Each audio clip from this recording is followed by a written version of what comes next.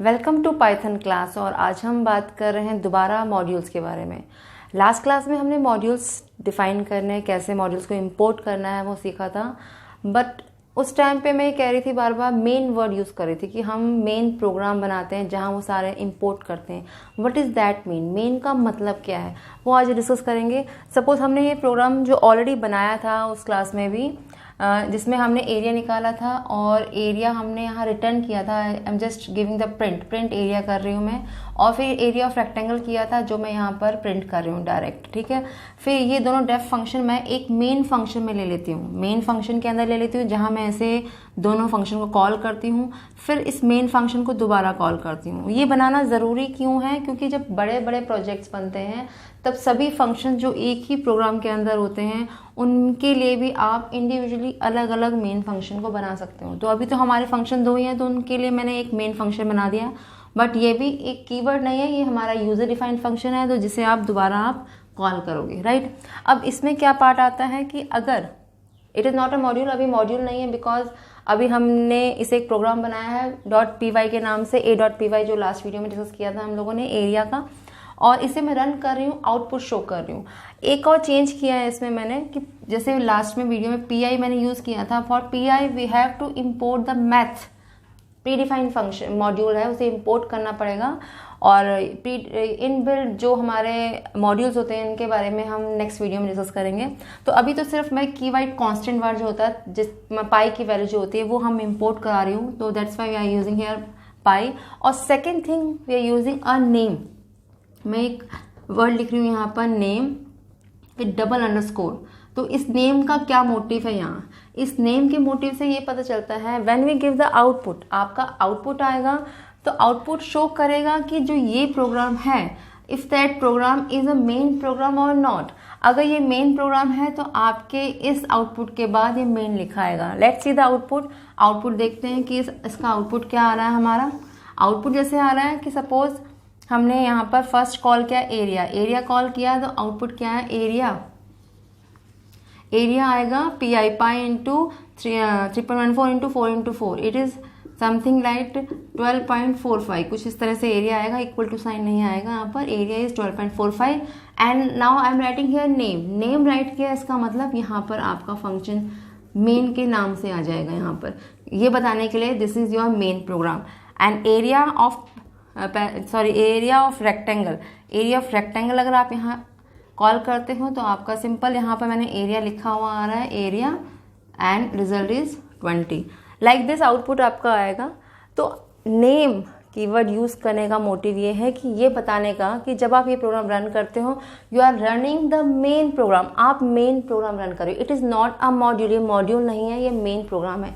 Now अगर suppose मैं इसे किसी और प्रोग्राम में इंपोर्ट करती हूँ, लेट्स सी क्या होता है। जैसे लास्ट वीडियो में हमने डिस्कस किया था कि हमने इसे ap.py के अंदर इसे हमने इंपोर्ट किया था। तो इंपोर्ट करते वक्त we are using here from,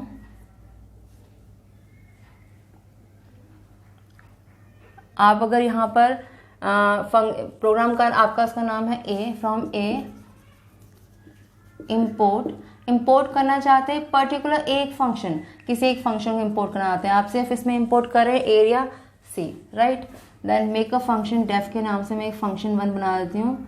I am just writing function 1, और इसके अंदर मैं प्रिंट करा देती हूँ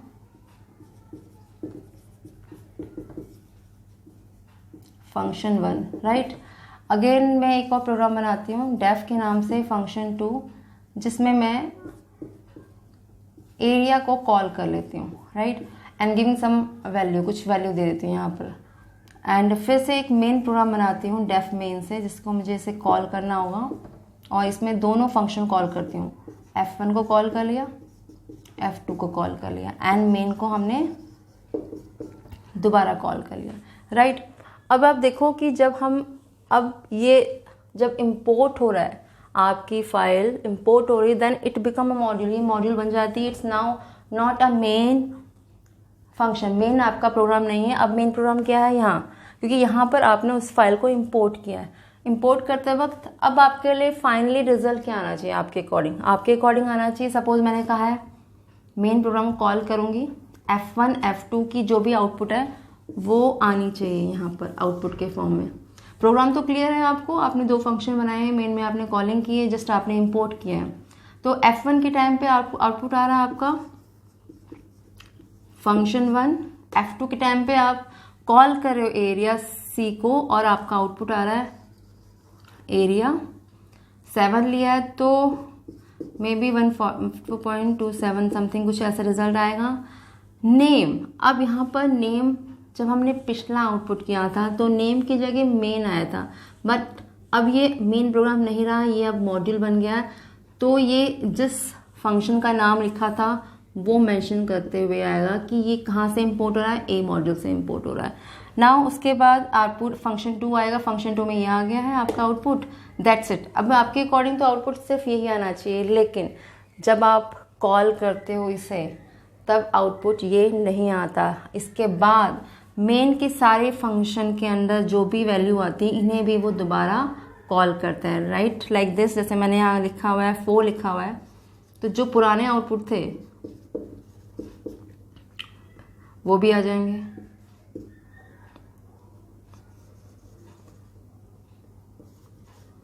लाइक दिस। तो ये तो रॉन्ग हो गया, आउटपुट हमारा क्या हो गया, रॉन्ग हो गया। तो इसे अगर हमें करेक्ट करना है, बिकॉज ये मेन वाला कॉलिंग तो हमेशा बड़े बड़े प्रोग्राम में रहेगा, अगर मुझे इसे करेक्ट करना है तो हमें एक पार्ट यहाँ लिखना पड़ेगा इन दिस एरिया। सपोज यहाँ पर अगर सपोज मैं यहाँ पर कोई और प्रिंट भी लगा देती हूँ, सपोज मैंने अब लिखा है प्रिंट कैलकुलेट, तब भी इस प्रोग्राम को अगर मैं कॉल करती हूँ या मैं रन करती हूँ उस प्रोग्राम को, तो आप देखोगे कि जो कमेंट लिखा है वो भी आ रहा है।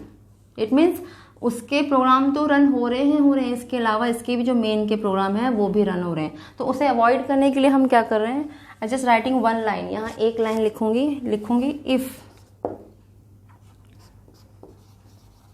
नेम अंडरस्कोर, ये double underscore is equal to main. अगर ये मेन है देन इसे मेन को कॉल करना होगा, अदरवाइज ये मेन को कॉल नहीं करेगा। It means it's not a main. अब नेम के अंदर क्या आ रहा है, मेन तो आ नहीं रहा, इट्स अ इम्पोर्टेड मॉड्यूल्स। तो जब हम ये कंडीशन लिख देंगे एट दैट टाइम ये आउटपुट नहीं आएगा और आउटपुट जो आपका ओरिजिनल आने वाला था वो आउटपुट आएगा, राइट। तो इस पॉइंट से समझे कि हम अगर कोई प्रोग्राम बनाते हैं उसे इंपोर्ट नहीं करते तब तक वो हमारा मेन प्रोग्राम होता है, तब वो नेम की जगह अपने आप को एज ए मेन इन्फॉर्म करता है। But when we import it, जब मैं किसी और प्रोग्राम में इंपोर्ट कर देती हूँ तो नेम को वो एज अ इम्पोर्ट मॉड्यूल्स की फॉर्म में मेंशन करता है और इसे मेन की फॉर्म में यूज़ करता है। सपोज अगर हम यहाँ पर फंक्शन में मैं यहाँ लिखती हूँ सेम थिंग, नेम मेंशन कर देती हूँ, राइट। तो यहाँ फंक्शन 1 के अंदर यहाँ क्या लिखेगा, इट इज़ अ मेन। तो अपने आप बता देगा कि ये जो फंक्शन हम कॉल कर रहे हैं वो फंक्शन कौन सा है, वो मेन फंक्शन है। और जो हमने दूसरा फंक्शन कॉल किया वो कौन सा फंक्शन है, वो हमने एज ए मॉड्यूल जो इम्पोर्ट किया था उसका फंक्शन है। And we get the correct output. Hope you understand the concept of main. आप समझे हो कि मेन का कंसेप्ट, जब तक वो मेन प्रोग्राम बन रहता है तो वो as it is main call करता है, लेकिन जब वो मॉड्यूल बन जाता है तो वो मॉड्यूल के फॉर्म में अपने फाइल का नाम शो करता है एज ए मॉड्यूल, और जो मेन प्रोग्राम होता है वो अपने आगे मेन इन्फॉर्म करके अपने आप को मेन बना देता है, that is a main program. Hope you understand the main concept. Thank you.